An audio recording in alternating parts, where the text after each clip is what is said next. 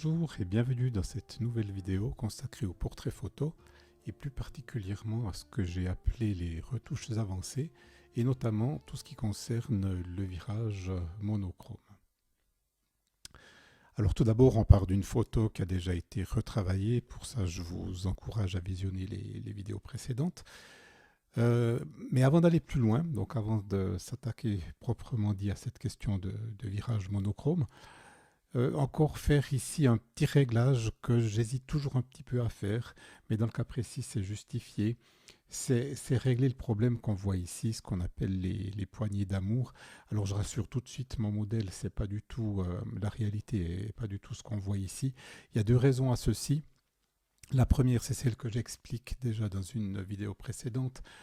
On est dans un monde en 3 dimensions, puis la photo, on est sur 2 dimensions. Donc le fait de passer de 3 dimensions à 2 dimensions a tendance à tout aplatir, puis à accentuer certaines fois certaines choses. C'est ce qu'on observe ici. Et c'est encore renforcé par une deuxième chose, qui est le fait qu'ici on a choisi d'avoir la bougie nette, puis le modèle flou. C'était un choix à la base, hein, c'est voulu comme ça. Et le flou de l'objectif qu'on a sur le modèle va encore renforcer d'autant plus le problème. Donc ici, personnellement, je trouve que ça justifie tout à fait de faire une petite retouche, puis d'éliminer ce genre de choses. Alors, on a de la chance parce qu'actuellement, on a des outils qui sont vraiment absolument fantastiques pour faire ce genre de choses. Comme je vous l'expliquais dans une vidéo précédente, je travaille avec Photoshop, mais vous allez certainement trouver le même outil équivalent sur votre logiciel de retouche de photos. Ici, c'est l'outil, le filtre qu'on appelle fluidité, qu'on va utiliser. Alors le logiciel nous ouvre une autre fenêtre. La première chose à faire, c'est agrandir la zone qui nous intéresse, puis prendre l'outil de déformation, qui est le premier ici, puis soigneusement, alors encore une fois, moi je travaille toujours avec le stylet, parce que je trouve que la souris vraiment c'est très mal pratique pour ce genre de choses, donc c'est quelque chose que je vous suggère vraiment d'utiliser. Puis on va repousser simplement la partie qui nous intéresse pas, puis qui fait cet effet assez disgracieux sur la photo. Voilà. On va dézoomer. Ça a l'air d'être pas si mal du tout. Puis si je reprends la même chose ici sur la partie droite, même opération, on repousse la partie qui nous intéresse pas de façon à avoir quelque chose de beaucoup plus harmonieux. Voilà le résultat. Alors on pourrait encore aller plus loin, par exemple. On pourrait ici dire que les plis qu'on a sur le vêtement, on va les enlever aussi. C'est une question de compromis après, savoir jusqu'où on va. Moi je vais rester ici. OK. Puis j'ai ma photo maintenant qui me satisfait beaucoup plus au point de vue visuel. Donc on va pouvoir passer à la question du virage monochrome. Pour le virage monochrome, bien sûr, on peut utiliser un outil qui est présent sur n'importe quel outil de retouche d'image. Personnellement, puis si vous avez suivi mes vidéos précédentes, vous avez déjà remarqué, j'aime bien avoir la maîtrise complète du processus. Alors évidemment, si on le fait avec l'outil automatique, ça va faire son boulot, hein, ça va faire une image noir-blanc, c'est ce qu'on voit ici. Mais personnellement, j'aime pas cet automatisme qui va prendre une espèce de moyenne sur l'ensemble de l'image. J'aime bien vraiment pouvoir régler complètement l'effet que j'aimerais en noir et blanc. Et ça va donner ceci. Alors on est d'accord, bon, bah, évidemment c'est quand même la même photo, mais on voit quand même que le virage noir-blanc n'est pas du tout identique sur la partie de droite que ce qu'on a sur la partie de gauche. Et puis évidemment, bah, comme c'était un choix, personnellement, évidemment, je préfère cette solution ici. Alors, je vais vous montrer comment est-ce qu'on procède ici, toujours en prenant l'exemple de Photoshop. Donc, en prenant la photo d'origine qu'on a ici. Alors, si on voulait faire automatique, c'est ici, hein, sous image, mode, puis après vous faites niveau de gris. On va donc le faire, nous, à la main, en passant ici par teinte et saturation. Donc la première chose qu'on va faire, on ne va pas jouer sur la teinte et la saturation sur l'ensemble de l'image, mais vraiment on va travailler couche à couche. Donc on va déjà désaturer tous les rouges, puis on fait la même chose sur toutes les autres couleurs. Donc en fait ce qu'on est en train de faire là, c'est de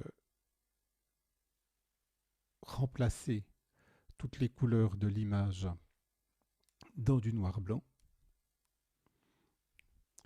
Alors jusque-là, évidemment, on peut se dire qu'après tout, on n'a pas gagné grand-chose par rapport à l'automatisme, bien loin de là. Donc voilà, ici j'ai fait mes différents traitements. Et maintenant, ce qu'on va faire, c'est jouer toujours couche à couche sur la luminosité de chacune des couches. Donc je reprends le rouge, puis je vais pouvoir jouer sur la luminosité de la de la couche rouge. Alors personnellement, j'aimerais pas quelque chose quand même de trop contrasté sur les bords de l'image. On n'a pas besoin d'être très précis, hein, mais on peut assez facilement jouer sur les extrêmes. Dans le cas précis, j'aime bien cette ambiance ici, où le pourtour de l'image vient plus clair. Puis on continue avec les autres couches. Vous verrez, certaines couches font pratiquement rien, comme ici la jaune, c'est très subtil. Là aussi, je vais plutôt la mettre au maximum.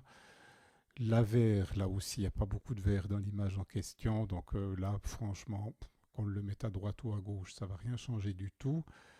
Puis on continue sur les différentes couches. Alors je vais aussi un petit peu accentuer l'arrière-plan ici. On va faire la même chose avec le bleu, la même chose à droite pour celui-ci. Alors il ne faut pas croire que c'est toujours à droite, hein. Dans le cas précis, l'image est telle que ça se donne de cette façon-là. Voilà, puis ici on a quelque chose qui me plaît beaucoup plus que si on avait fait avec l'outil automatique. Puis dernière chose, après avoir fait ceci, encore un dernier réglage qui est le réglage des niveaux. C'est ce qui permet notamment de définir qu'est-ce qui sera noir, qu'est-ce qui sera blanc, puis le gris moyen. Alors le blanc, c'est le blanc de la bougie, donc il est ici, là on est à peu près au maximum. Le noir, c'est le noir des chaussures, le noir des cheveux. Par contre, on peut peut-être essayer de jouer un tout petit peu sur le gris moyen. Voilà, moi je l'aime mieux comme ceci. Donc je l'ai décalé un tout petit peu vers la gauche, comme ceci. Voilà. Puis là, j'ai l'image telle que je la souhaite en noir-blanc. Voilà, donc ça c'est pour le virage noir-blanc. À partir de là, ce qu'on peut faire, c'est repartir en arrière, puis décider qu'on va changer les couleurs. Donc ici, évidemment, là on peut vraiment le faire au niveau de gris, ça va se passer sans problème particulier. Là, il nous supprime les informations, mais il n'a rien changé, évidemment, puisqu'il a déjà vu que l'image était en noir-blanc. Puis on peut revenir en arrière, puis le refaire en couleur. Alors, ce qu'on peut faire maintenant, c'est en jouant sur les courbes de couleurs, c'est changer les différentes couleurs de façon à faire pas un virage monochrome, noir et blanc, mais un virage comme ici, hein, où on a une composante plutôt bleu-vert. J'ai travaillé sur la courbe rouge, puis on peut vraiment inverser, puis faire que les noirs deviennent rouges, etc. Donc on a toute une quantité de possibilités. C'est pas ce que je voulais faire ici, mais c'est juste pour vous montrer le fait qu'on peut après encore retoucher l'image en monochrome. Après, c'est une question de goût. Je ne suis pas très fan de ce genre d'image. Donc personnellement, si je fais un noir-blanc, j'aime bien rester sur un noir-blanc. Et à partir de là, on a aussi des filtres qui permettent, notamment filtres photo, qui permettent de faire par exemple le, le fameux sépia ici, qui est connu du temps de la photo argentique. Voilà, donc moi je vais la laisser noir-blanc telle qu'elle est ici.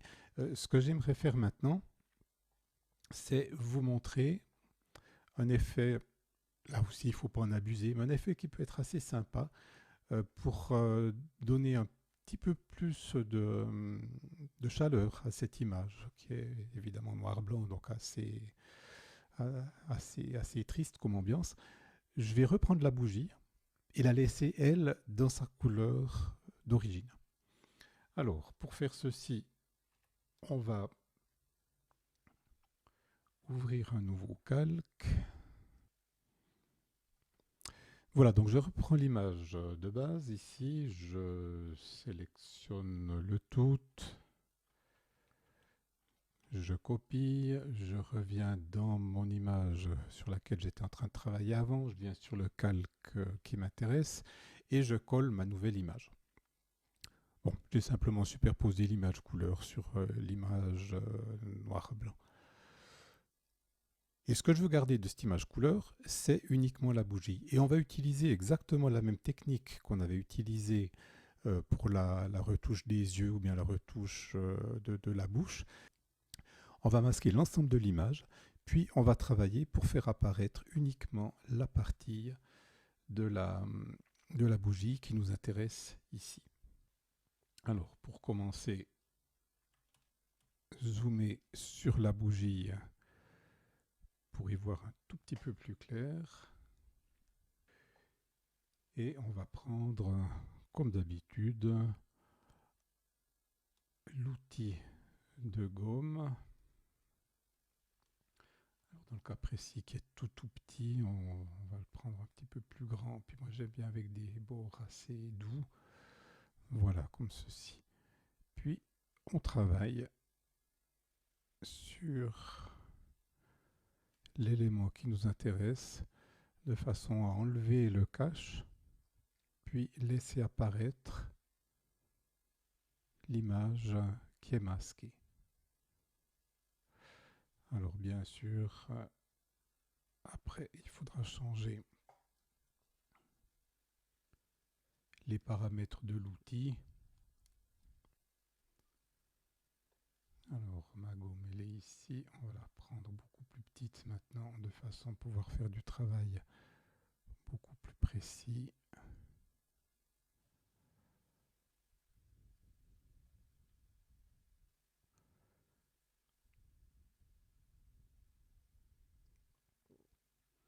Alors évidemment, là je le fais pour la démonstration, donc je le fais assez rapidement sur une image qui est destinée à être publiée après. Ça vaut la peine de se donner un petit peu plus de peine, puis travailler un petit peu plus soigneusement que ce que je le fais ici. Mais voilà l'effet final, donc avec cette tache de couleur rouge au centre de l'image qui permet de donner un petit peu plus de chaleur sur l'ensemble. Voilà ce que ça permet de faire. Donc si on résume, on est parti de cette photo-là qu'on a virée en noir-blanc, puis rajouté une couche couleur par-dessus qu'on a masquée, puis où on a juste fait apparaître la partie de couleur qui nous intéressait ici au niveau de la bougie. Voilà, j'espère que cette vidéo vous aura plu. Je profite encore de remercier au passage mon modèle Vic pour le crédit photo. Puis à bientôt pour une prochaine vidéo.